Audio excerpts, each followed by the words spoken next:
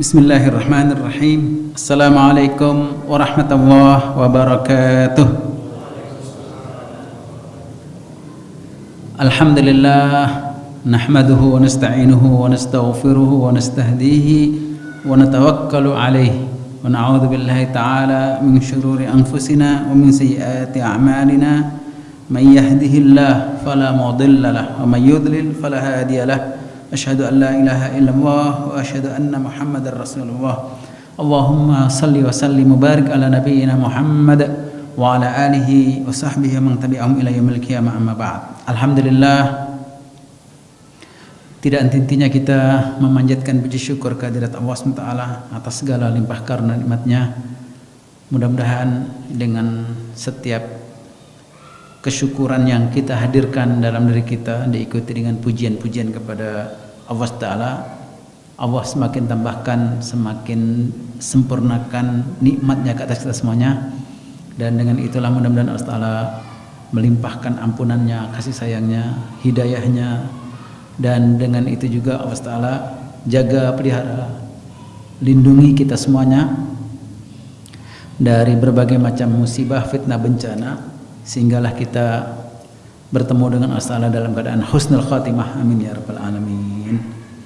Kita lanjutkan pelajaran kita pada pertemuan sebelumnya, bahwa umat ini diistimewakan oleh Allah Ta'ala, diutamakan oleh Allah Ta'ala melebihi dari umat-umat sebelumnya. Dan keistimewaan-keistimewaan itu, apa yang Allah Ta'ala anugerahkan kepada umat ini, baik itu berupa nabi utusan, baik itu berupa Al-Quran, baik itu berupa syariat agama, baik itu berupa tempat ibadah, baik itu berupa hari, bulan, dan seterusnya. Semuanya terbaiknya, semuanya terbaiknya. Dikaruniakan nabi yang terbaik dari semua nabi dan rasul yang pernah diutuskan oleh Allah Ta'ala di muka bumi, yaitu nabi besar kita Muhammad sallallahu alaihi wasallam. Dikaruniakan kitab yang terbaiknya, yaitu Al-Quran, yang menjadi mukjizat sampai hari kiamat nanti. Dikaruniakan tempat ibadah, yakni tempat ibadah yang terbaiknya, yaitu berupa masjid-masjid yang dibangunkan di atas muka bumi ini. Dan mana saja permukaan bumi yang dibangunkan masjid di atasnya, itu menjadi permukaan bumi yang terbaiknya. Tapak bangunan yang terbaik adalah masjid. Dikaruniakan kiblat yang terbaiknya, yaitu Ka'bah yang berada di Masjidil Haram. Dikaruniakan hari-hari yang terbaiknya, hari Jumat. Dikaruniakan ibadah juga yang terbaiknya, sehingga ketika umat ini melakukan ibadah yang terbaik itu di waktu-waktu yang terbaiknya, di tempat yang terbaiknya, maka itu berhimpun kemuliaan-kemuliaan itu. Maka ini juga yang selalu harus kita bisa menghadirkan dalam diri kita, bersyukur, alhamdulillah. Dan ketika kita bisa menepati ibadah di waktunya yang tepat, di tempat yang tepat, bersama dengan orang-orang yang beriman yang tepat, ini menjadi satu keutamaan ibadah yang sangat utama, yang pahalanya berlipat kali ganda dan dikaruniakan derajat yang sangat tinggi, sehingga umat ini akan senantiasa unggul dibanding dengan umat-umat yang lain dan umat-umat yang sebelumnya. Ada 3 hal yang menjadikan umat ini mendapatkan kekuatan untuk terus menjadi yang terbaiknya. Yang pertama, yang sudah pernah kita bahas, adalah al-masjid. Masjid yang Nabi Sallallahu Alaihi Wasallam perintahkan kita, ketika ada satu komunitas Islam yang terdiri dari 3 orang atau lebih, hendaklah mereka melakukan salat di masjid yang karenanya azan dikumandangkan dan qomat ditegakkan. Jadi Nabi Sallallahu Alaihi Wasallam menetapkan sunnah, yakni aturan yang itu dijadikan sebagai sunanul huda, yakni sunnah-sunnah petunjuk Nabi Sallallahu Alaihi Wasallam, yang dengan itu umat ini akan senantiasa eksis, umat ini akan bertahan dan akan terus leading, memimpin sampai hari kiamat nanti gitu.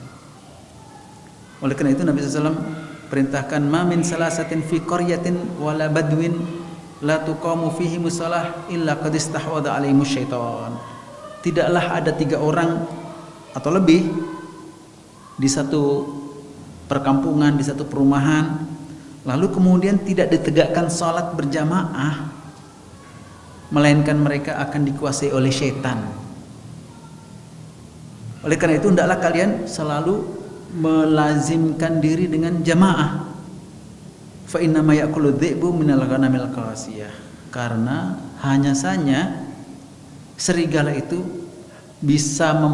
hanya bisa memangsa kambing atau binatang ternak yang terlepas dari rombongannya. Oleh karena itu Nabi SAW perintahkan untuk membangun masjid di setiap perumahan, di setiap perkampungan. Dan Nabi SAW menjanjikan man bana lillahi masjidan yabtaghi bihi wajhallah banallahu lahu baitan fil jannah. Barang siapa yang membangunkan masjid karena Allah untuk mengharapkan keridhaan Allah, maka Allah akan bangunkan baginya satu rumah, satu istana di surga. Jadi masjid ini itu perintah Nabi sallallahu alaihi wasallam. Perintahnya Allah Ta'ala adalah menegakkan sholat. Lalu kemudian Nabi SAW membuat aturan supaya umat ini mendapatkan kesempurnaan ibadah, dilakukan sholat wajib itu berjamaah, dan supaya bisa mendapatkan keutamaan yang lebih besar lagi, dilakukan di masjid yang kemudian adzan dikumandangkan dan qomat itu ditegakkan. Oleh karena itu tempat sholat yang menjadi keutamaan bagi orang Islam yang berupa masjid ini, akhirnya banyak sekali hal-hal yang menjadikan keberkahan bagi umat Islam ini. Di situ adzan dikumandangkan. Ketika adzan itu dikumandangkan, maka adzan, suara yang dikeraskan, yang dilaungkan itu, dia mampu mengusir kekuatan-kekuatan jahat, kekuatan-kekuatan negatif, unsur-unsur negatif yang berada di dalam satu masyarakat. Dan syaitan pun ketika mendengar suara adzan ini, yang seperti kita bahas pada pertemuan yang lalu, dia akan lari menjauh sejauh-jauhnya dengan tunggang langgangnya, dan disebutkan dalam hadis itu walahu duratun, sampai dia terkentut-kentut saking cepatnya, saking berusaha untuk, karena dia merasa kesakitan, merasa terganggu gitu. Sehingga yang jahat-jahat pun kemudian tersingkir dengan suara adzan itu. Walaupun setelah itu datang kembali, tapi dengan adanya adzan, dengan adanya qomat itu tidak tahan setan dan semua unsur-unsur buruk yang berada di masyarakat itu. Kemudian orang-orang Islam datang ke masjid, berjalan kaki. Dengan berjalan kakinya itu yang menjadi keberkahan bagi setiap orang laki-laki. Jadi yang menjadikan wajibnya, yang diharuskan, yang disunahkan oleh Nabi SAW untuk sholat berjamaah di masjid itu adalah kaum laki-laki. Sehingga kaum laki-laki ini yang dianjurkan oleh Nabi kita SAW adalah sholat ke masjid dengan berjalan kaki. Jadi istihbab as-salah fil masjid al-ab'ad wal kasirul jum'i, dianjurkan untuk sholat di masjid, berjamaah di masjid itu bahkan yang lebih jauh gitu, supaya perjalanan kakinya lebih panjang, lebih lama. Jadi as-sa'yu ilal masjid, berjalan kaki menuju ke masjid. Dan ada satu jurnal yang membahas tentang pentingnya jalan kaki bagi seseorang yang ingin sehat, bugar, dan berumur panjang, yang sudah kita bahas pada pertemuan yang lalu. paling tidak dalam sehari itu 10.000 langkah. 10.000 langkah baru seseorang itu mendapatkan syarat untuk menjadi bugar, sehat, terbebas dari berbagai macam gangguan sakit gitu. Dan orang yang pergi ke masjid berjalan kaki 5 kali dalam sehari itu mendekati, nah, kalaupun tidak sampai pada 10.000 langkah, mendekati sih ke persyaratan itu gitu. Apalagi dilakukannya dalam keadaan tenang pikirannya, kemudian datang untuk semata-mata beribadah, dan kemudian diikuti dengan khusyuknya pikiran, tenang, damai, tentram. Itu kebaikan-kebaikan yang luar biasa. Oleh karena itu ada penelitian bahwa di dunia ini orang-orang Islam itu lebih produktif, lebih bugar, lebih sehat dan subur reproduksinya dengan ibadah-ibadahnya itu. Dan itu semuanya ketika kaum laki-lakinya pergi jalan kaki, sholat di masjid yang diadzankan dan dikomatkan itu.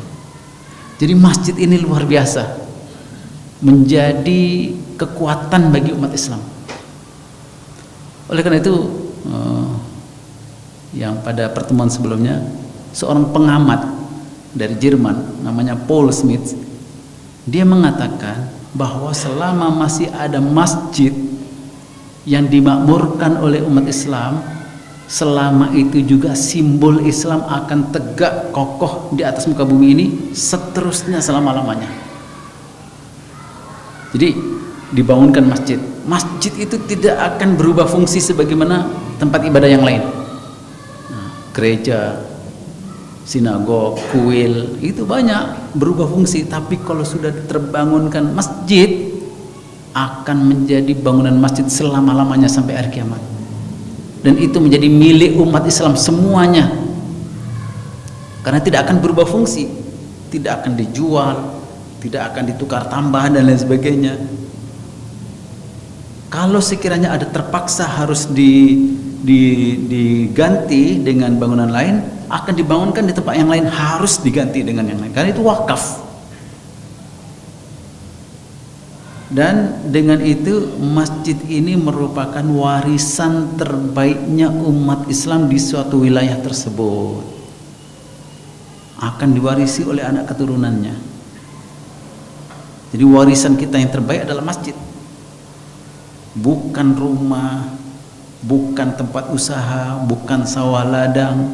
Karena rumah bisa dijual, sawah ladang bisa berubah hak milik, usaha-usaha bisa dialihkan ke apa saja, tapi kalau masjid tidak mungkin. Maka inilah yang menjadi warisan untuk anak cucu kita seterusnya sampai anak cucu cicit kita. Maka masjid ini selain menjadi simbol, juga menjadi sumber kekuatan umat Islam. Karena dengan adanya masjid, di situ akan terhimpun orang-orang Islam berada di masjid dalam sehari 5 waktu 5 kali. Dan orang ketika berhimpun di masjid berbeda kalau berhimpun di tempat yang lain, di pasar, di tempat kerja, di warung-warung kopi, nah gitu. Berbeda. Ketika umat Islam berhimpun di masjid, hatinya sedang lembut-lembutnya, dipertautkan persaudaraan mereka. Kemudian mereka bisa duduk sama rendah, berdiri sama tinggi, tidak ada perasaan lebih, tidak ada perasaan sombong, arogan, emosi, ujub dan lain sebagainya. Semua duduk sama-sama di lantai di bawah begini. Ya, kata orang Jerman itu, Paul Smith, Anda tidak akan pernah bisa mendapatkan suasana seperti masjid itu di tempat ibadah yang lain. Disitulah ada orang kaya, orang miskin bisa duduk bersama-sama. Ada pejabat tinggi, pejabat rendah, duduk bersama-sama, bersebelahan, berdampingan. Ada orang bangsawan dengan ada orang gembel, duduk bersama-sama di situ. Duduk sama rendah.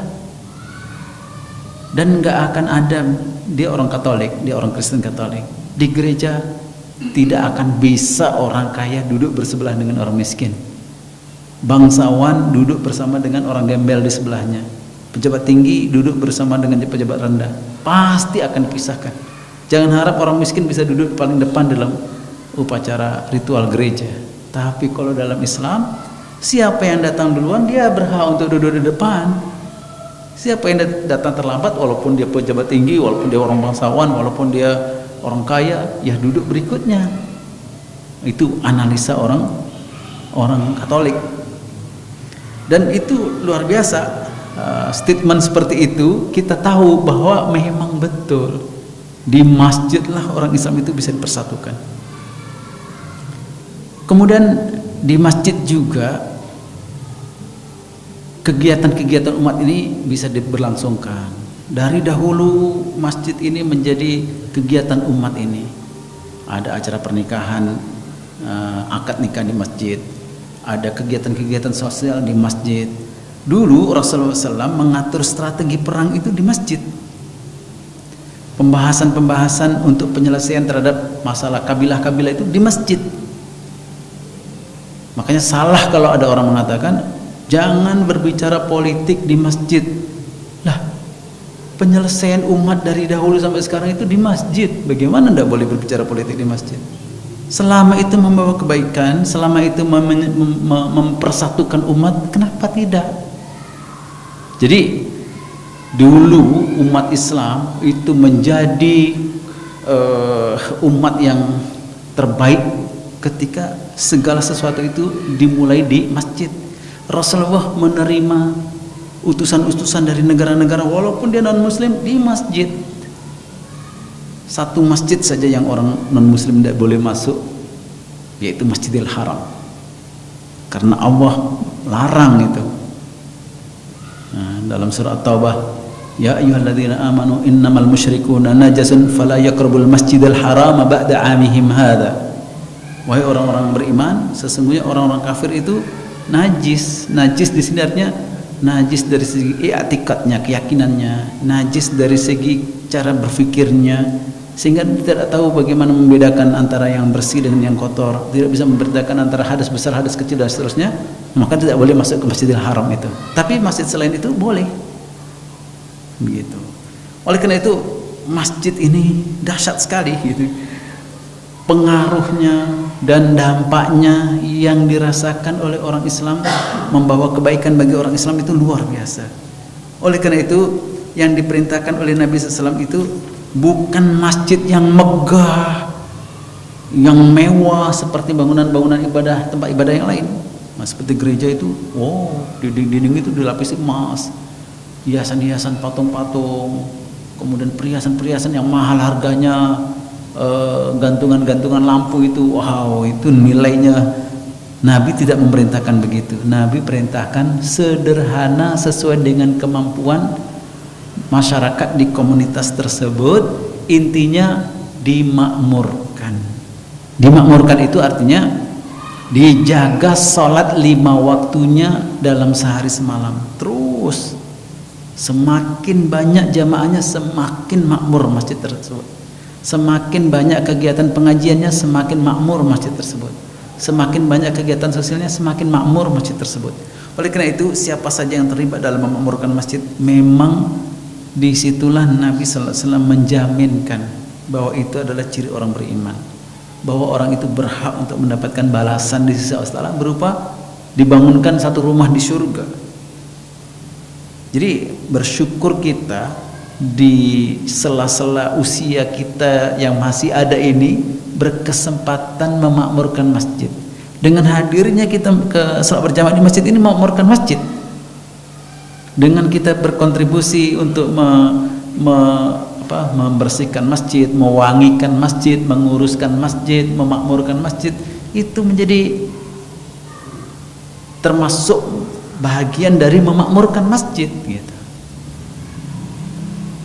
Maka Nabi SAW mengajarkan beberapa hal yang terbaik ketika kita berada di masjid, dengan berdoa, dengan melakukan kegiatan-kegiatan berupa iktikaf, tilawah, berzikir, berdoa, salat berjamaah di masjid itu semuanya Nabi SAW memberitahukan, uridat alayya ujura ummati hatta al-qadhata yukhrijuha ar-rajulu minal masjid.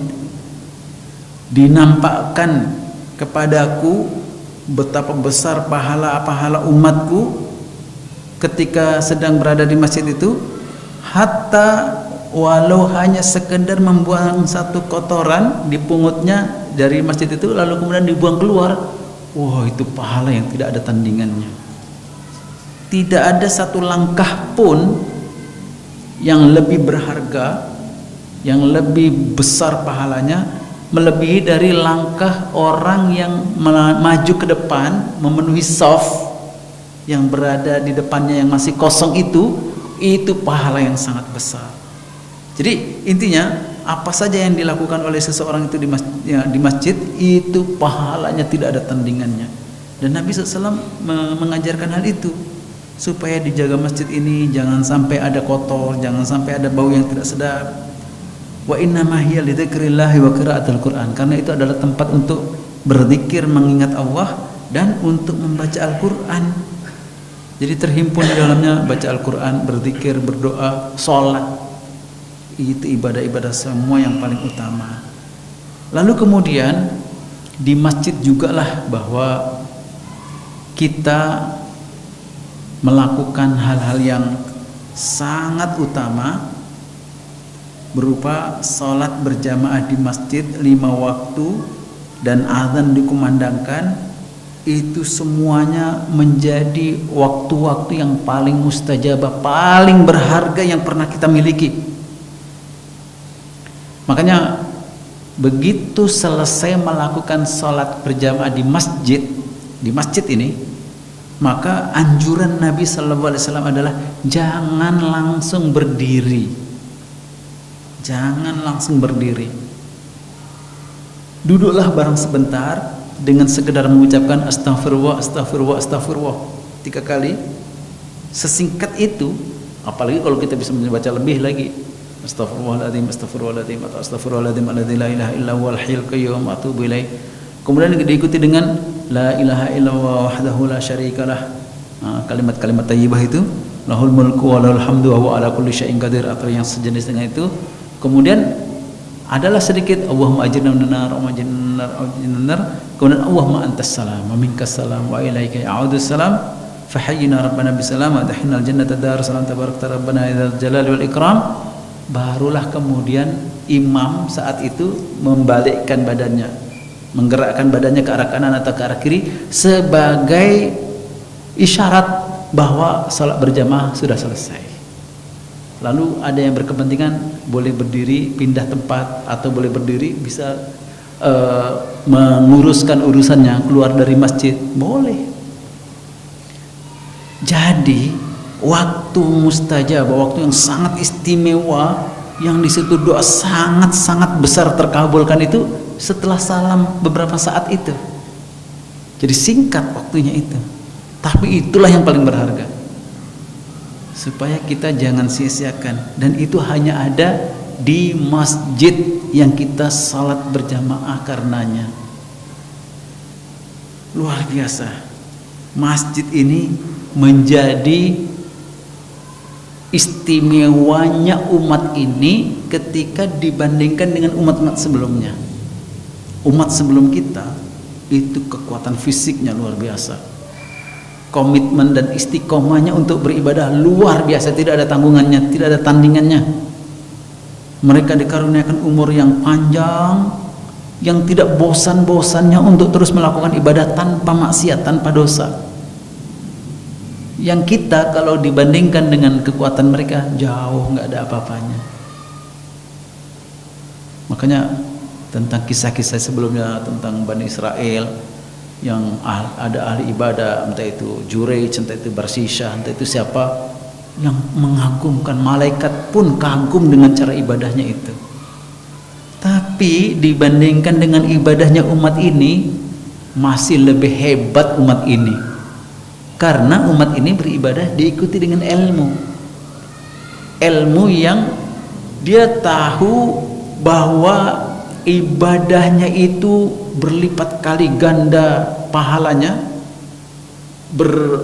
tingkat-tingkat tinggi derajatnya, dan selain ibadahnya itu menghapuskan dosa-dosanya, kemudian nilai ibadah yang tidak ada tandingannya meningkat derajatnya, sehingga walaupun sedikit ibadahnya tapi melampaui pahala umat-umat sebelumnya walaupun sehebat itu, karena ada ilmunya dan dikaruniakan karakter untuk tetap bisa melakukan sholat berjamaah itu walaupun sebentar gitu. Makanya dikaruniakan waktu mustajabah yang sebentar, ini yang sebentar, tapi yang sebentar itu apabila dilakukan dahsyat sekali. Dan yang menariknya di sini adalah Nabi kita sallallahu alaihi wasallam mengajarkan kepada kita ilmu yang dahsyat, sehingga apa yang kita lakukan ini menjadi prioritas, sangat prioritas.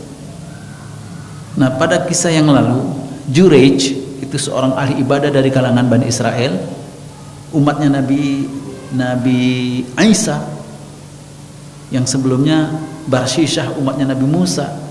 Nah, Jurayj ini saat beribadah dia tidak pedulikan apa keributan-keributan di dunia luar, dia fokus untuk ibadah saja.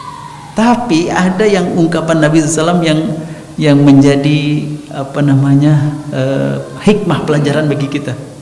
Nabi SAW bersabda, "Lau kana Jurayj faqihan la'alima anna ijabata ummihi aula min ibadati rabbih." Kalaulah Jurayj itu orang yang berilmu, orang yang faqih, yang dalam ilmunya, niscaya dia akan tahu bahwa memenuhi panggilan ibunya ketika itu jauh lebih utama daripada dia meneruskan ibadahnya. Jadi umat ini ibadahnya sebentar-sebentar, sedikit-sedikit, tapi semua menjadi prioritas, tidak tertandingi. Nah, ketika kita mendapatkan ilmu itu, memiliki ilmu itu, lalu kemudian kita amalkan, kita praktekkan dalam kehidupan sehari-hari kita, itulah yang Nabi sallallahu alaihi wasallam sabdakan, faqihun wahidun asyaddu ala syaitani min alfi abidin. Seorang faqih, seorang berilmu satu, tahu halal haram, tahu waktu-waktu yang utama, tahu tempat-tempat yang utama, tahu ibadah-ibadah yang utama itu, dan skala prioritasnya dia jaga, itu jauh lebih ditakuti oleh syaitan daripada 1000 ahli ibadah tapi tidak diikuti, tidak didasari dengan ilmu itu. Maka umat ini dilebihkan oleh Allah dengan ilmu dan dengan karakter. Sudah tahu ilmu, akhlaknya bagus pula tuh, sempurna sudah. Dan itu ada di masjid. Oleh karena itu masjid ini harus kita perjuangkan, harus kita jaga. Karena kalau masjid itu sudah terbangun, kata Paul Smith orang Jerman itu berarti bendera Islam tegak di wilayah tersebut. Islam tidak akan pernah bergeser, tidak akan pernah mundur, tidak akan pernah hilang di tempat tersebut. Maka Nabi SAW betul-betul perintahkan kepada umat ini, kalau ada 3 orang lebih, supaya didirikan salat berjamaah. Artinya dengan tidak secara langsung terbangun masjid di wilayah tersebut. Oleh karena itu menjaganya, memeliharanya, membersihkannya, mewangikannya, itu menjadi ibadah-ibadah yang luar biasa, yang banyak sekali pahala-pahalanya. Itu yang pertama, masjid. Oleh karena itu ya, supaya kita berpikir ulang bahwa warisan kita yang terbaiknya untuk umat ini adalah masjid. Warisan kita yang terbaik untuk anak cucu kita di tempat ini, di tempat tinggal kita ini, yang masjid ini. Makanya jangan sampai rumah kita lebih bagus, lebih mewah daripada masjid kita, karena ini yang akan kita wariskan untuk anak cucu kita. Yang kedua, sumber kekuatan umat Islam, yaitu sholat. Sholat inilah yang menjadikan seseorang itu terhubung dengan kekuatan yang dahsyat, yang luar biasa. Ketika seseorang itu menjaga sholatnya, maka orang yang tadinya sudah Islam meningkat derajatnya menjadi orang beriman. Meningkat derajatnya menjadi orang beriman. Nah, ciri orang beriman itu ketika dia menjaga salatnya, terutama salat 5 waktu yang wajib yang dilakukan di masjid. Nah, ini salat wajib yang prioritasnya. Dan salat sunat. Nah, salat sunat yang paling prioritas itu adalah salat malam. Salat sepertiga akhir di waktu pagi itu. Dan umat ini diberikan keringanan. Imam Syafi'i menegaskan bahwa ketika orang Islam itu salat berjamaah isya di masjid dan salat berjamaah subuh di masjid, itu sudah sama dengan qiyamul lail sepanjang malam. Jadi sedikit ibadahnya tapi dahsyat pahalanya. Walaupun tidak bangun khusus di jam 2, jam 3, jam 4, tapi sudah melaksanakan salat isya berjamaah di masjid, salat subuh berjamaah di masjid, sudah sama dengan qiyamul lail sepanjang malam. Kata Imam Malik, ketika orang Islam itu salat subuh berjamaah di masjid, itu sudah sama dengan qiyamul lail sepanjang malam. Jadi kalau Imam Syafi'i isya dan subuh, Imam Malik salat subuh aja itu sudah sama dengan ibadah qiyamul lail. Apalagi kalau disertai dengan qiyamul lail di sepertiga akhir malam itu, gitu. Intinya yang utamanya sepertiga, tapi kalau setelah isya disempatkan dia salat beberapa rakaat, itu sudah sama dengan qiyamul lail juga. Maka umat ini selama masih menjaga salatnya, maka keberkahan itu melimpah-limpah. Salat yang dilakukannya itulah yang menjadi aset dirinya. Karena Allah Subhanahu wa taala memperlakukan kepada hamba-hambanya itu berbeda antara satu dengan yang lain, tergantung saham-saham yang dia miliki. Bahasanya itu saham. Nabi SAW di 1400 tahun yang lalu itu sudah mengungkapkan istilah saham. Wasahmul Islam salasah, dan saham orang Islam itu 3. Yang pertama salat, yang kedua puasa, yang ketiga zakat. Itu sahamnya orang Islam. Semakin banyak sahamnya di 3 amalan ini, semakin dapat kedekatan dengan Allah Ta'ala. Dan ketika seseorang itu dekat dengan Allah Ta'ala, itulah yang menjadikan istimewanya orang tersebut. Ketika dia berjalan, dia diperhatikan dan dibantu oleh Allah Ta'ala. Ketika dia melihat, dia dibantu penglihatannya oleh Allah Ta'ala. Ketika dia mendengar, dia mendengarnya dibantu oleh Allah Ta'ala. Sehingga dia mendapatkan pertolongan-pertolongan yang istimewa dari Allah Ta'ala. Dan utamanya ini sholat, gitu. Maka ketika seseorang itu melaksanakan sholatnya di masjid, nah itu yang menjadi istimewa itu. Maksudnya sholat wajibnya itu. Dan sholat di masjid inilah yang menjadikan bertambahnya ilmu orang Islam itu. Dia bisa berkomunikasi, dia bisa menjalin hubungan persaudaraan, dia bisa menyelesaikan banyak masalah, banyak urusan di masjid itu. Dan itulah kemudian yang Nabi SAW pernah ceritakan, disabdakan bahwa inna lillahi ibadan, sesungguhnya Allah Ta'ala mempunyai hamba-hamba yang mereka itu bukan dari kalangan para nabi, bukan para nabi mereka, dan bukan dari kalangan para syuhada, bukan orang-orang yang mati syahid gitu. Walakin akan tetapi yaghbituhumul anbiya wasyuhada bimakanihim minallahi ta'ala, mereka dicemburui oleh para nabi dan para syuhada itu karena dekatnya, istimewanya kedudukan mereka di sisi Allah Ta'ala. Fa wallahi, kata Nabi SAW, demi Allah, wajah-wajah mereka itu bercahaya, dan mereka dilingkupi dengan cahaya, dan mereka didudukkan di mimbar-mimbar yang penuh cahaya.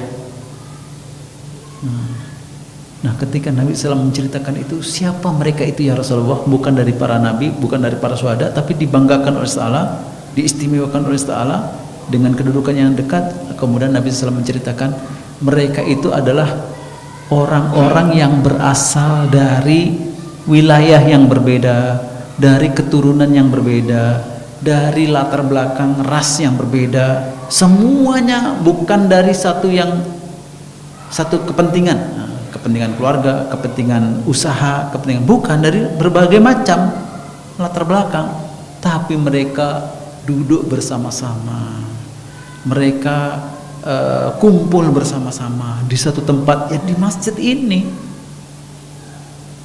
Jadi kita nggak ada hubungan saudara gitu kan, kita nggak ada hubungan dari keturunan yang sama, kita bukan dari satu daerah tempat tinggal yang sama sebelumnya. Tapi ketika kita bertemu, berkumpul di masjid ini, perasaan itu kita sama rendah, sama sebagai orang Islam yang kita bisa bertauhid, hati kita itu yang dipuji oleh Nabi sallallahu alaihi wasallam, dan itu yang dibanggakan oleh Allah Taala. Fa wallahi, kata Nabi sallallahu alaihi wasallam, mereka tidak ada rasa sedih dengan masa lalu dan tidak ada rasa takut dengan masa yang akan datang. Ala inna awliya Allahi la khaufun alaihim wala hum yahzanun. Ketahuilah bahwa kekasih-kekasih Allah itu tidak ada rasa sedih terhadap mereka dan tidak ada rasa takut yang mengelilingi mereka. Jadi itu ungkapan Nabi SAW ketika umat ini berada di masjid, sama-sama untuk berusaha mendekatkan diri kepada Allah, menghambakan diri kepada Allah, sama-sama merendahkan diri di hadapan Allah. Itu yang dikagumi oleh Nabi SAW dan dibanggakan oleh Allah. Dan itu Nabi SAW yang mensyariatkan semua ini. Jadi perintahnya dalam Al-Quran sholat, tapi kemudian Nabi SAW atur sedemikian rupa supaya dilakukan di masjid, supaya berjamaah, supaya mereka saling merapatkan safnya, meluruskan safnya, jangan ada renggang, jangan ada ruang yang kosong, karena para malaikat di situ akan mengelilingi dan akan menaungi mereka gitu. Maka ketika umat ini sedang melakukan salat berjamaah di masjid, lalu kemudian ketika imam itu membaca ghairil maghdubi alaihim waladdallin, kan di ayat itu imam berdoa, ya Allah, tunjukkanlah kami ke jalan yang lurus, jalanmu yang lurus, yaitu jalannya orang-orang yang engkau telah beri nikmat, bukan jalannya orang-orang yang durhaka, dan juga bukan jalannya orang-orang yang tersesat. Lalu kemudian jamaah yang hadir itu mengucapkan amin. Ketika bacaan amin itu menepati bacaan malaikat yang hadir ketika itu, maka orang-orang yang mengucapkan amin itu berguguran dosa-dosanya, habis semua dosa-dosanya, dan berubah menjadi pahala-pahala yang berlipat kali ganda. Oleh karena itu, ketika kita dalam salat berjamaah, jangan sia-siakan kesempatan untuk membaca amin. Kalau menepati bacaan malaikat itu menggugurkan semua dosa-dosa kita. Nah, bagaimana supaya bacaan amin kita itu menepati bacaan malaikat? Ya kita ucapkan bersama-sama. Panjangnya, iramanya, rentak suaranya sama, bersama-sama. Nah, jadi kita tidak nyeleneh gitu, amin atau amin sendirian begitu, tidak, iramanya tidak pas begitu. Nah, ketika itu bersama tepat, itulah yang menjadi menggugurkan dosa-dosa orang Islam yang salat berjamaah di masjid ketika itu, karena itu menepati bacaan malaikat. Karena kalau sekiranya itu hanya suara jamaah saja, tidak menggelegar. Jadi karena itu menepati bacaan malaikat, suara itu menjadi menggelegar gitu.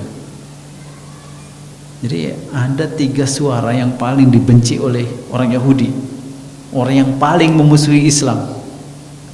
Yang pertama, suara amin ketika sholat berjamaah di masjid. Wah, itu menakutkan mereka itu. Karena dengan adanya suara itu, orang-orang Islam mendapatkan kasih sayang Allah, ampunan Allah, mendapatkan pahala surga Allah, menjadi komitmen, semakin komitmen dalam menjalankan perintah-perintah Allah. Itu yang pertama. Yang kedua, yang paling tidak disukai oleh orang Yahudi itu adalah ucapan salam. Ucapan salam. Jadi ketika ada orang Islam itu bertemu, assalamualaikum. Wah, itu pengaruhnya dahsyat itu. Itu perintah Nabi sallallahu alaihi wasallam. Afsyus salam, sebarkan salam kepada sesama saudara Islam kamu di mana saja kamu berada. Ketika orang itu mengucapkan salam, itu ada sentuhan energi positif. Dan disitulah kemudian bertemu orang Islam menjadi bersatu. Apalagi dalam himpunan berjamaah, kemudian orang Islam yang memberi kata sambutan itu mengucapkan assalamualaikum, lalu dijawab serentak, itu sinyal bahwa kekuatan Islam sudah mulai mengakar di tempat tersebut. Itu paling tidak disukai oleh orang Yahudi, oleh musuh Islam. Oleh karena itu mereka berusaha dari dulu bagaimana caranya merubah kata-kata assalamualaikum itu. Dulu ingat kita diganti dengan selamat pagi, ya kan, selamat siang, selamat malam.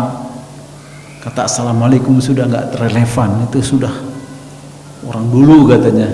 Tapi nggak bisa juga, orang Islam tetap berpegang kepada assalamualaikum. Ada lagi yang kalau memberi salam itu dirapel dengan salam-salam agama lain. Salam sejahtera buat kita semuanya. Ada lagi salam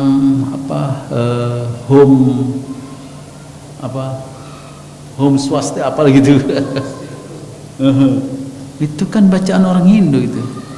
Ada lagi ucapan senamo budaya. Itu kan ucapannya orang Buddha. Budaya itu agama Buddha, Buddha Gautama, agunglah sang Buddha Gautama, begitu. Masa orang Islam mengucapkan begitu? Gak cukup seolah-olah dengan ucapan salam. Ini gimana kita membesarkan orang Buddha Gautama, kemudian Om Santi Om itu salam itu ibadah. Kalau mengucapkan agama-agama yang lain mengakui kebesaran Tuhannya, agama yang gimana dipertanyakan itu. Tidak boleh. Kita cukup dengan assalamualaikum atau assalamualaikum warahmatullahi wabarakatuh. Assalamualaikum warahmatullahi wabarakatuh. Yang ketiga, yang paling tidak disukai oleh orang Yahudi itu adalah ketika hendak memulai pembicaraan, dia memuji Allah, alhamdulillah. Kemudian bersalawat kepada Rasulullah, wassalatu wassalamu ala Rasulillah. Itu paling tidak disukai. Karena selama umat ini membesarkan, mengagungkan Allah dan memuji, bersalawat kepada Rasulullah, umat ini nggak bisa dipecah belah. Mereka bersatu dalam satu kalimat. Nggak bisa.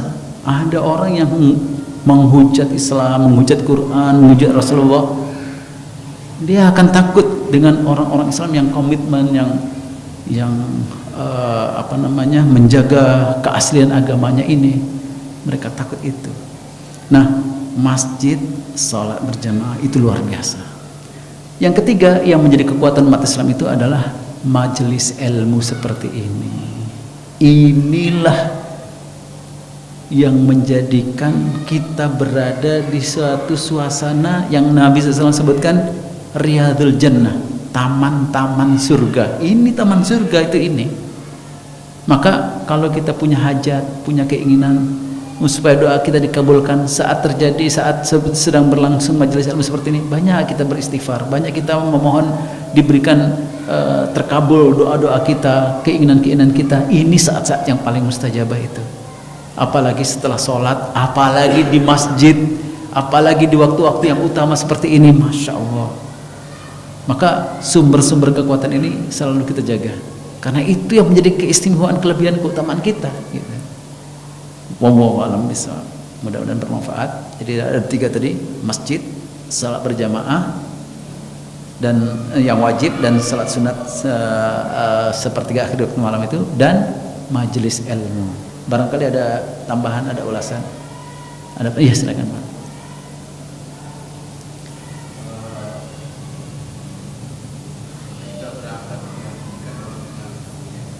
Iya, betul.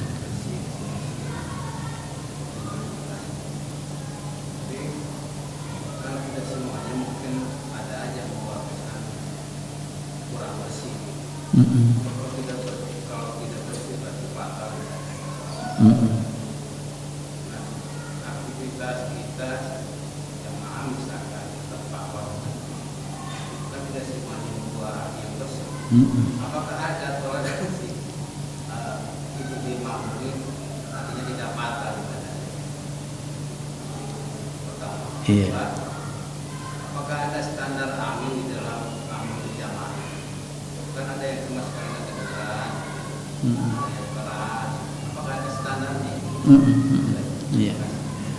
Yang pertama tentang hati yang bersih. Nah, hati yang kotor itu ketika disertai dengan maksiat, dengan dosa, dengan kesyirikan, itu kotor. Nah, orang yang pergi ke masjid dengan sendirinya dia membersihkan hatinya. Dengan sendirinya dia terlatih untuk membersihkan dirinya, mengikhlaskan tauhidnya, ketulusannya kepada Allah Ta'ala dengan sendirinya itu. Maka tetaplah terus pergi ke masjid karena itu akan mensucikan, membersihkan hati-hati yang tidak bersih itu. Itu yang pertama. Yang kedua, yang terkait dengan standar orang yang sholat di masjid, baik sebagai makmum ataupun sholat sendiri. Ketika kita sholat berada di masjid, yang betul sebagai makmum itu diam 1000 bahasa. Suara itu nyaris tidak kedengaran. Yang hanya bisa bersuara itu adalah imam saja. Oleh karena itu, ketika imam sedang membaca, kita dengarkan baik-baik bacaan imam itu. Gitu. Karena itu jauh lebih utama daripada kita membaca sendiri. Gitu. Ketika bacaan imam itu, ya. Oh, iya. Ada standarnya kan ada yang sama sekali yang kedengaran. Iya. Standarnya adalah sama dengan suara jamaah yang lain. Jamaah yang lain begitu amin, seperti itulah, serentak sama. Berarti masing-masing harus bisa memadukan suara itu, harus sama gitu. Jadi tidak berlebihan, berteriak, dan juga tidak terlalu kecil. Intinya Nabi SAW mengajarkan supaya bersemangat. Semangatnya itu semangat untuk mendapatkan bacaan sesuai dengan bacaan malaikat. Gimana bayangan kita kalau malaikat itu membaca surah amin? Tentu tidak berteriak-teriak gitu ya, dan tidak terlalu pelan gitu, pertengahan amin itu pasti menggelegar itu suara. Yang kalau bukan bacaan amin nggak akan menggelegar gitu, karena ada unsur suara malaikat di situ. Jadi standarnya begitu. Jadi ketika amin itu memang Nabi perintahkan supaya kita bersemangat bersama-sama dalam ritme yang sama begitu. Kalau semuanya keras ya keras kita, kalau semuanya sedang ya sedang kita, kalau lembut ya. Jadi standarnya itu yang sedang menurut kebiasaan suatu masyarakat berbeda-beda gitu. Wallahu a'lam bishawab. Baik, nanti kita lanjutkan pada pertemuan kita yang akan datang. Kita tutup dengan tasbih kifarah. Subhanakallahumma bihamdika asyhadu an la ilaha illa anta astaghfiruka wa atubu ilaik. Assalamualaikum warahmatullahi wabarakatuh.